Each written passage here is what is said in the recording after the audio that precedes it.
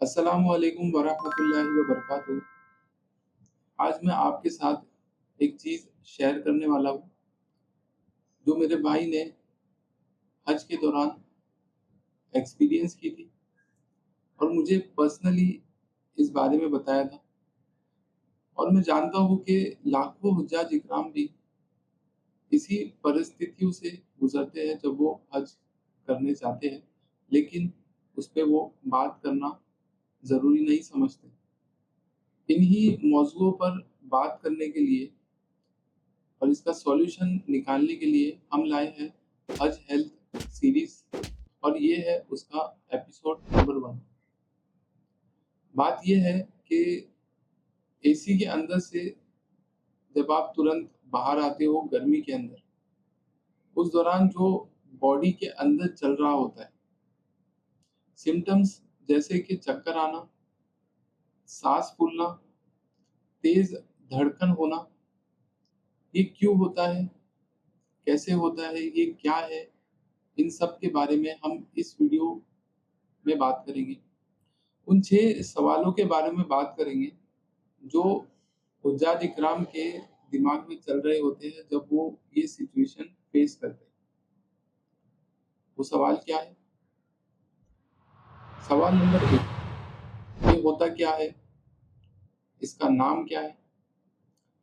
सवाल नंबर 2, ऐसा क्यों होता है? बॉडी के अंदर एग्ज़ैक्टली क्या हो रहा है? सवाल नंबर 3, अगर मैं एज़ अ डॉक्टर उस सिचुएशन में होता तो मैं क्या करता? सवाल नंबर 4, सिम्पटम्स कैसे पहचानें कि कोई चीज़ नॉर्मल है या कोई चीज़ को मेडिकल अटेंशन की ज़रूरत है। सवाल नंबर 5, इससे बचने के लिए प्रैक्टिकली क्या करना चाहिए। सवाल नंबर 6, कुछ खास लोगों को जैसे ज़ईफ़ बीपी या शुगर के मरीज़ अलग से क्या करना चाहिए। ये 6 सवाल अगर आप आज समझ लिए, तो हज या उम्रा के दौरान आप या आपके साथी सेफ रहेंगे। चलिए शुरू करते हैं। पहला सवाल, ये क्या होता है? इसे टेम्परेचर शॉक कहते हैं, और अगर मेडिकल ज़बान में कहें तो इसे हीट स्ट्रेस रिस्पॉन्स कहते हैं। सिंपल शब्दों में समझाऊँ तो जब आप किसी ठंडी जगह से, यानी एसी टेंट या एसी रूम या एसी बस में से सफ़र कर रहे हो और अचानक आप तेज़ गर्मी में निकलते हो बाहर, तो आपकी बॉडी एक सडन झटके में एडजस्ट करने की कोशिश करती है। मीना मीना में, अरफात में, मस्जिदुल हरम के करीब टेम्परेचर 45 से 48 डिग्री सेल्सियस तक जाता है, और आप अंदर टेंट के अंदर 20 से 22 डिग्री सेल्सियस तक एसी का टेम्परेचर रखते हो। तो जब आप तवाफ के लिए निकलते हो, तो 2 कदम में ही आपको 25 डिग्री सेल्सियस का अंतर समझ में आ जाता है। यही इस प्रॉब्लम की जड़ है। अगर मैं खुद वहाँ होता और एसी से तुरंत मैं बाहर तवाफ़ के लिए जा रहा होता और मैं ये सब एक्सपीरियंस करता, दिल की तेज़ धड़कन होना, साँस फूलना, चक्कर आना, तो मेरा भी पहला इंस्टिंक्ट यही होता है कि गर्मी की वज़ह से हो रहा है, आगे बढ़ता हूँ, ठीक हो जाऊँ। और यही मेरी सबसे बड़ी गलती होती है, क्योंकि ये बस गर्मी नहीं है, ये मेरी बॉडी का बायोलॉजिकल रिस्पॉन्स है, और इसको समझना ज़रूरी है। दूसरा सवाल, ऐसा क्यों होता है? बॉडी के अंदर एग्ज़ैक्टली क्या होता है? इसे हम स्टेप बाय स्टेप समझने की कोशिश करते हैं। स्टेप 1, ब्लड वेसल्स डायलेट हो जाते हैं। जब आपकी बॉडी ठंडी जगह से एकदम ही तेज़ गर्मी में जाती है, तो बॉडी आपके जो दिमाग है उसको एक सिग्नल भेजता है कि मुझे ठंडी चाहिए। इसके रिस्पॉन्स में ब्रेन क्या करता है, स्किन के पास जो भी ब्लड वेसल्स होते हैं, उन्हें वो फैलाने लगता है, डायलेट करने लगता है, जिसकी वजह से ब्लड तेज़ी से निकलता है और गर्मी फैलाता है। इसमें क्या होता है कि आपकी जो बॉडी है थोड़ी हीट होना चालू करती है। हीट क्यों हो रही है? बॉडी बॉडी ने तो हमसे ठंडी माँगा था, पर ब्रेन क्या कर रहा है? उसे ब्लड के ज़रिए से हीट कर रहा है। ये क्यों कर रहा है? क्योंकि इतना टेम्परेचर डिफरेंस है। आप अंदर एसी में 20-22 डिग्री सेल्सियस में हो और बाहर आपको 45 से 48 डिग्री सेल्सियस मिल रहा है।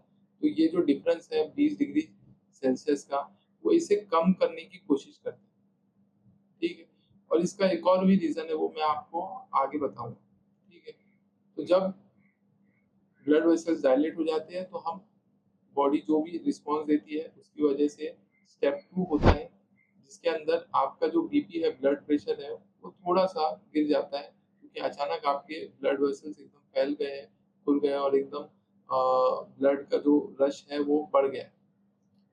अब क्या होता है इसकी वजह से? इसकी वजह से स्टेप 3 होती है, जो है दिल का तेज़ धड़कना। मतलब आपको घबराहट होना चालू होती है यहाँ पर। क्यों होती है दिल का तेज़ धड़कना क्यों होता है?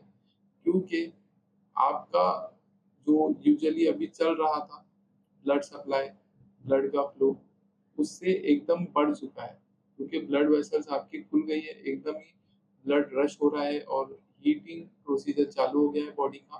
तो क्या होता है कि ब्लड प्रेशर थोड़ा-सा नीचे जाता है और उसको कंपेंसेट करने के लिए जो दिल रहता है, वो तेज़ी से पंप करना चालू करता है। पंप करेगा, तो उसका हार्ट रेट बढ़ेगा और उसका बीपी फिर मेंटेन हो पाएगा। इसकी वजह से आपको तेज़ धड़कन ऐसे सुनाई देती है। अब इसी दौरान क्या होता है, स्टेप 4 होता है। मतलब उसके अंदर स्टेप 4 में क्या होगा, ब्रेन को एक पल के लिए ब्लड सप्लाई थोड़ा कम मिलता है। अब ये जो भी प्रक्रिया हुई, इसकी वजह से क्या होता है कि ब्रेन के अंदर जो ब्लड सप्लाई जाता है, वो थोड़ा फ्लक्चुएट होता है, जिसकी वजह से आपको थोड़ा चक्कर आने लगते हैं और आपको अंधेरी जैसा लगता है कि आप बस गिरने ही वाले हैं। फिर क्या होगा, स्टेप 5 होता है, जो बॉडी का जो कूलिंग सिस्टम होता है, वो थोड़ा लेट चालू होता है, क्योंकि इस कूलिंग सिस्टम को ना थोड़ा वक़्त लगता है। क्यों वक़्त लगता है? क्योंकि बॉडी में जैसा मैंने समझाया था कि जो ब्लड वेसल डायलेट होते हैं और ब्लड हमारी बॉडी में हीट जनरेट करती है। भले ही जो बॉडी रहती है वो ठंडी माँगती है, पर ब्रेन उसे बोलता है, ब्रेन बॉडी को बोलता है कि आप ब्लड वेसल्स बढ़ाओ और ब्लड ज़्यादा फैलाओ ताकि बॉडी हीट हो। वो इसी का वजह है, क्योंकि जब आपकी बॉडी ओवरहीट होती है, तो आपको फिर पसीना आता है और इसको आने में टाइम लगता है। तो ये सब जो चीज़ें हो रही है, ये कूलिंग सिस्टम को एक्टिवेट करने के लिए होती है, ठीक है? तो इसमें बिल्कुल भी आपको घबराने वाली बात नहीं है और अगर मैं होता तो मैं भी इन चीज़ों से घबराता, और मैं एक डॉक्टर हूँ तो मुझे ये सब चीज़ें पता है, तो मैं जानता हूँ कि ये थोड़ी देर में चालू हो जाएगा। तो इसकी वजह हमें क्या समझ में आती है कि जो ट्रांज़िशन टाइम है बॉडी का, वो हमें कम मिलता है, क्योंकि हम क्या करते हैं, एसी रूम में से डायरेक्टली हम दबाव के लिए बड़ी गर्मी में, इतनी गर्मी में तुरंत निकल जाते हैं। थोड़ा भी हम रुकते नहीं है, थोड़ा भी हम बॉडी को टाइम नहीं देते एडजस्ट करने के लिए टेम्परेचर को। तो यही वजह है कि ट्रांजिशन टाइम नहीं मिलता है और यही बात जान लेना सबसे बेहतर है। तीसरा सवाल, अगर मैं वहाँ होता तो मैं क्या करता? तो 2025 में मेरे बड़े भैया ने हज किया था और उन्हें भी ऐसे सिचुएशंस का सामना करना पड़ा। उनकी भी तेज़ धड़कनें हो गई थी, थोड़े चक्कर वगैरह आ रहे थे, साँस फूल रहे थे। तो उन्होंने एक सिंपल सा ट्रिक आज़माया कि वो थोड़ा एकदम से बाहर नहीं निकलते थे, वो थोड़ा कॉरिडोर में रुकते थे और तभी वो बाहर तेज़ धूप में जाते थे तवाफ़ करने के लिए। तो अगर मैं होता, तो मैं क्या करता, मैं अगर ये चीज़ें इग्नोर कर देता और मैं डायरेक्टली तवाफ़ के लिए जाता, तो मुझे चक्कर आने लगते, मेरी साँस फूलने लगती, मुझे तेज़ धड़कनें सुनाई देती, तो मैं तुरंत एक शेडेड एरिया ढूँढता, जहाँ पर थोड़ा छाँव वगैरह हो वहाँ पर जाके मैं बैठ जाता और पानी पीता, थोड़ा वक़्त बिताता, ठीक है? वक़्त बिताने का मतलब कितना 5 से 7 मिनट मैं थोड़ा रुक जाता, थोड़ा पानी पीता, ओआरएस होता तो मैं वो पीता, ठीक है? और फिर मैं आगे बढ़ता। इससे क्या होता कि मेरी बॉडी को ना वो टाइम मिल जाता कूलिंग सिस्टम का, पसीने आने का, वो टाइम मिल जाता, तो मेरा जो तवाफ़ है वो मेरा कंप्लीट हो जाता, ठीक है? तो बस इसी बात को ध्यान रखें। चौथा सवाल और सबसे ज़रूरी, सिम्पटम्स कैसे पहचानें? कब ये सिम्पटम्स नॉर्मली ठीक हो सकते हैं और कब इन्हें इमरजेंसी अटेंशन लगेगा, ठीक है? तो अगर आप ये जान लोगे, अगर आप ये पहचान सकते हो, तो आप लिटरली किसी की जान बचा सकते हो। नॉर्मल जो शॉक रिस्पॉन्स होता है, टेम्परेचर शॉक रिस्पॉन्स होता है, अगर वो 2 से 5 मिनट में सिर्फ रेस्ट करने पर ही ठीक हो जाए, यानी जो भी आपको हल्का चक्कर आ रहा है, दिल की धड़कन तेज़ हो रही है या फिर आपको साँस फूल रहा है, तो ये सब अगर 2-5 मिनट आप एक छाँव वाली जगह में बैठकर रेस्ट करो, तो ये ठीक हो रहे हैं या फिर आपको पसीना आ रहा है, तो आपका जो बॉडी का कूलिंग सिस्टम है, वो अच्छे से काम कर रहा है और ये नॉर्मल सिम्पटम्स है, ये जो एडजस्टिंग बॉडी कर रही है इतने सीवियर वेदर में, वो इसकी अलामत है, ठीक है? अगर मैं वहाँ होता तो मैं इस सिचुएशन में होता तो मैं क्या करता, मैं भी छाँव वाली जगह ढूँढता, वहाँ पर रेस्ट करता और खुद को बोलता कि बस 5 मिनट में ये सब ठीक हो जाएगा। ठीक है। लेकिन अगर सिचुएशन नॉर्मल नहीं है, जैसे कि अगर इमरजेंसी सिचुएशंस है, इमरजेंसी सिम्पटम्स आपको दिख रहे हैं, तो इसे ध्यान से सुनिए। बेहोशी या बेहोशी जैसा होना, बार-बार उल्टी आना, जिस्म के एक तरफ जो मैं कुछ महसूस नहीं होना या टेढ़ा मुँह हो जाना, तो ये सब स्ट्रोक की अलामतें हैं। इसमें क्या करना है आपको, फ़ौरन हेल्प माँगना है। तो अगर मैं होता तो मैं क्या करता, मैं फ़ौरन चिल्लाता कि हेल्प, हेल्प। वहाँ पर मेडिकल इमरजेंसी टीम होती है, वो तुरंत आपकी हेल्प करेंगे। ज़्यादा आपको सोचना नहीं है, ठीक है? बस ये अलामतें आप समझ लें।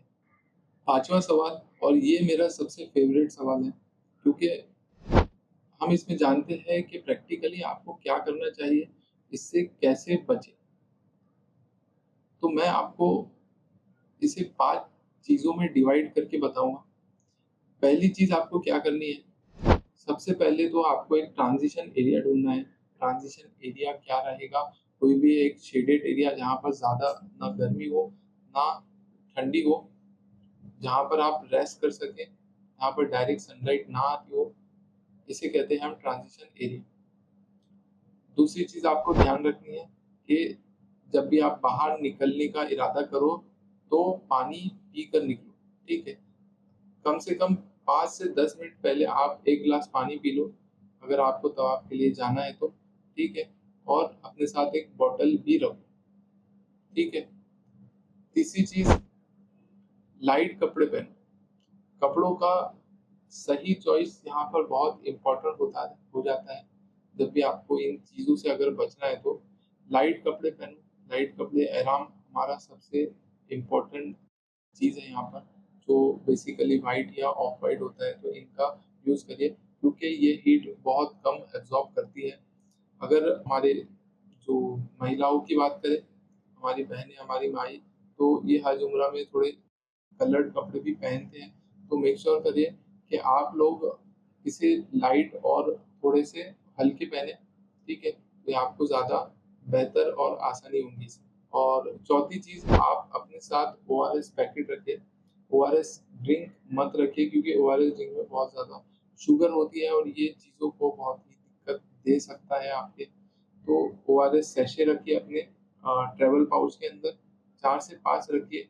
तब भी आपको लगे कि मुझे सिम्पटम्स हो रहे हैं, तो निकाल के तुरंत 1 लीटर पानी में डालिए और पीजिए उसको, तभी का तभी।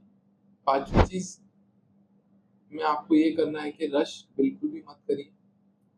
5 से 10 मिनट अपने ट्रांज़िशन एरिया में बिताने से आपका जो तवाफ है वो कैंसिल नहीं होगा।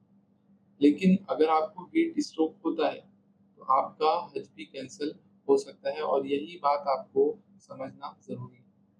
छठा और आखिरी सवाल उन लोगों के लिए, क्या अलग करना चाहिए जो ज़ईफ़ है, जिन्हें डायबिटीज़ यानी शुगर या बीपी की बीमारी है, उन्हें ऐसा क्या अलग करना चाहिए कि वो इन चीज़ों से बच सकते हैं। ये पार्ट उन लोगों के लिए बहुत इम्पोर्टेंट है जो हाई रिस्क है।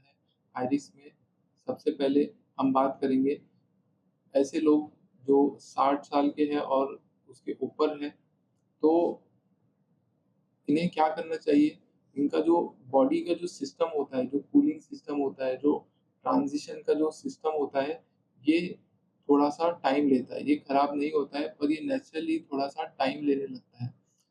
अगर मैं इनकी जगह होता, तो मैं क्या करता कि मैं जो ट्रांज़िशन एरिया जो है, वहाँ पर मैं टाइम 5 मिनट की जगह 10 मिनट बिताता और फिर मैं तवाफ़ के लिए निकलता। और मैं इस बात का ध्यान रखता कि मेरे साथ कोई ना कोई हमेशा हो, ताकि तब भी मुझे कुछ ऐसा फ़ील हो तो वो मुझे सपोर्ट कर सके। दूसरी चीज़ आती है बीपी का, जिनको प्रॉब्लम है, जिनका हाई ब्लड प्रेशर होता है, लो ब्लड प्रेशर होता है, तो ऐसे बीपी के मरीज़ जिनका डाययूरेटिक्स के गोलियाँ चालू है, बीटा ब्लॉकर्स की गोलियाँ चालू होते हैं, तो इनके क्या होता है ना, गर्मी की वज़ह से इनका डोज़ जो होता है, वो इनको ज़्यादा भी लग सकता है और कम भी लग सकता है।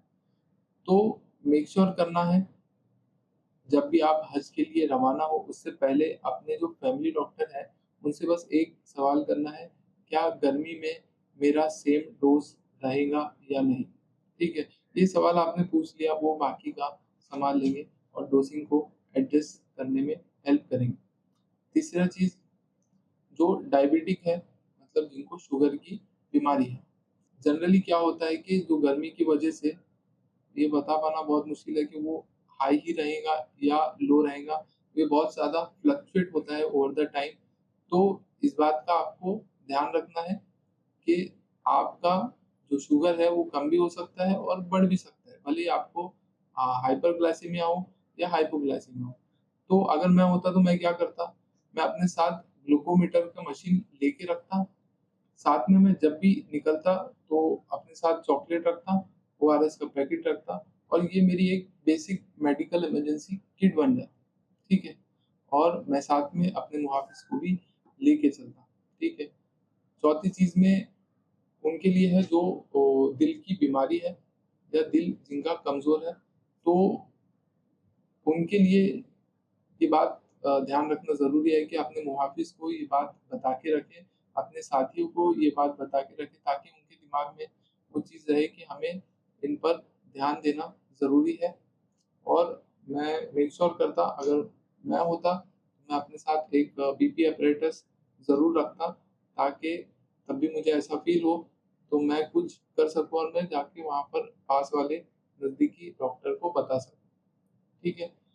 और सबसे इम्पोर्टेंट चीज़, ये मैं सबको एडवाइस देता हूँ कि जब भी आप हज के लिए जा रहे हो, बूढ़े हो, यंग हो, कोई भी हो, कितना भी एथलीट हो, एथलेटिक पर्सनैलिटी हो आपकी, आप रोज़ जिम करते हो, फिर भी मैं सबको एक जनरल एडवाइस देता हूँ कि आप अपने साथ एक कूल मिस्ट स्प्रे बॉटल रखो, जिसमें आप जब भी तवाफ़ के लिए जाओ तो उसमें ठंडा पानी भरो और जब भी ऐसा महसूस हो कि ज़्यादा गर्मी हो रही है, थोड़ा-सा साँस फूल रही है, तो शेडेड एरिया ढूँढो, वहाँ पर जाके बैठो, छाँव वाली जगह में जाके बैठो और ये स्प्रे अपने चेहरे पर डालो और थोड़ा वेट करो, 2 से 5 मिनट में आपका जो स्किन का टेम्परेचर है, वो कंट्रोल में आ जाता है और आपको हीट स्ट्रेस की सिचुएशन से बचा सकता है। तो इस बात का ध्यान रखिए, ये सब चीज़ें इंक्लूड रखिए अपने साथ और अपने जो हज से जाने से पहले अपने फैमिली डॉक्टर से मिलकर इस बारे में बात ज़रूर करिए। तो ये थे वो 6 सवाल और उनके जवाबात। ये बातें सिंपल है, लेकिन बहुत ही इम्पोर्टेंट है। वो 5 मिनट का ट्रांज़िशन टाइम लेना बहुत ज़रूरी है और यही आपको समझना भी है। अल्लाह आपका हज कबूल करे, आपको सेहत दे और आपको सलामती से वापस लाए। आमीन। अगर ये वीडियो किसी काम आई हो, तो इस वीडियो को ज़रूर शेयर करें। एटलीस्ट उन लोगों को शेयर करें जो इस साल हज या उम्रा पे जा रहे हैं। अल्लाह हाफ़िज़।